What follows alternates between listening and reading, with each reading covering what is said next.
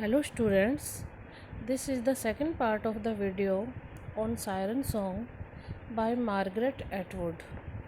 I had explained the four stanzas in the first part of the video on Siren Song.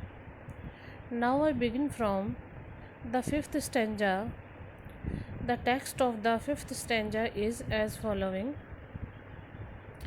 I don't enjoy it here, squatting on this island, looking picturesque and mythical.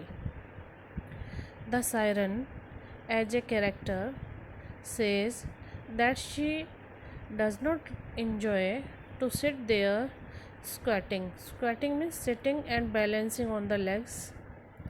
She does not like to sit there looking picturesque. Looking picturesque means looking only as a picture, not a person. And mythical. Mythical means as a character of the myth. So in this stanza, the siren as a character and a speaker both says to the readers that she does not enjoy to sit there on the edge of the island. She does not like to sit there like a picture and being treated as a character of a myth. She does not enjoy means perhaps she feels bored in that fixed position. Now the fifth stanza moves on the sixth stanza in the narration.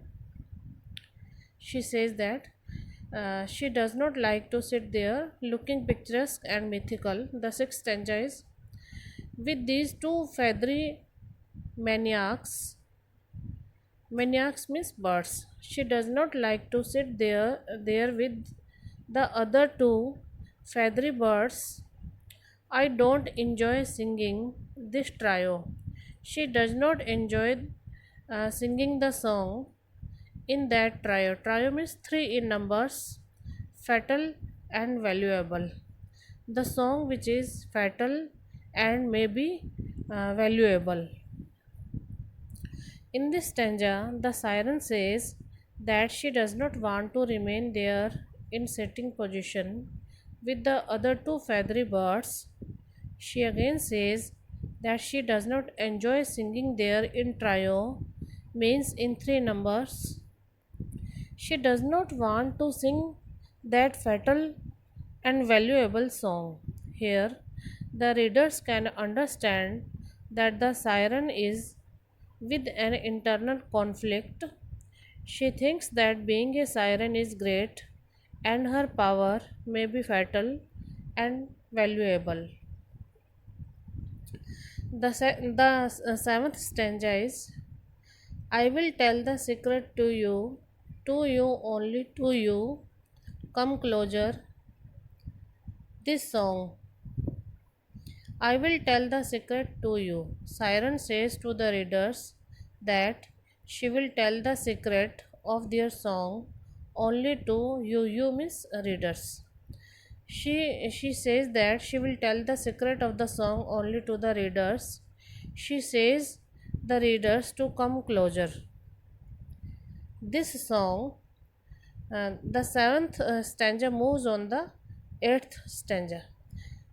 This song is a cry for help.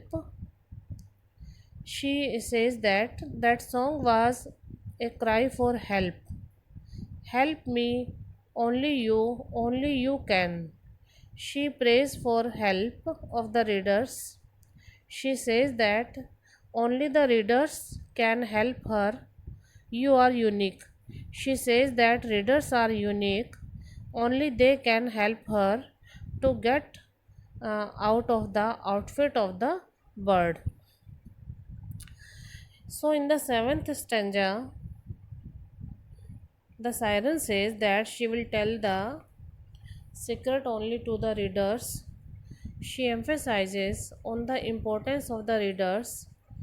As she wants to tell the secret only to the readers, she makes the readers feel special.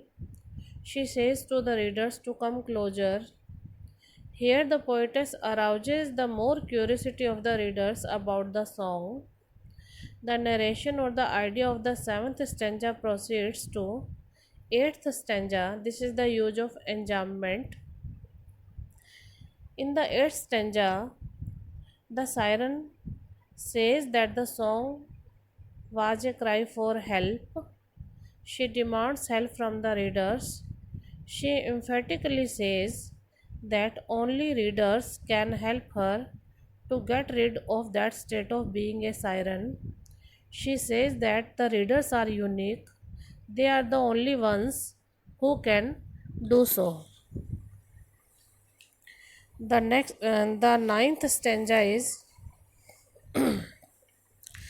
at last, alas, it is a boring song, but it works every time. At last, alas, she feels sorry over the state.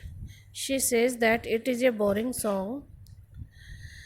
She said that their song was fatal for others and it was boring for them, but it works every time.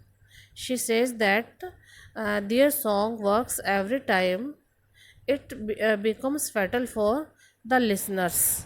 So, in the end, we observe that siren's song is a cry for help, but the effect of that song is destructive. The reader or the listener of the song or the sailor comes closer to help her.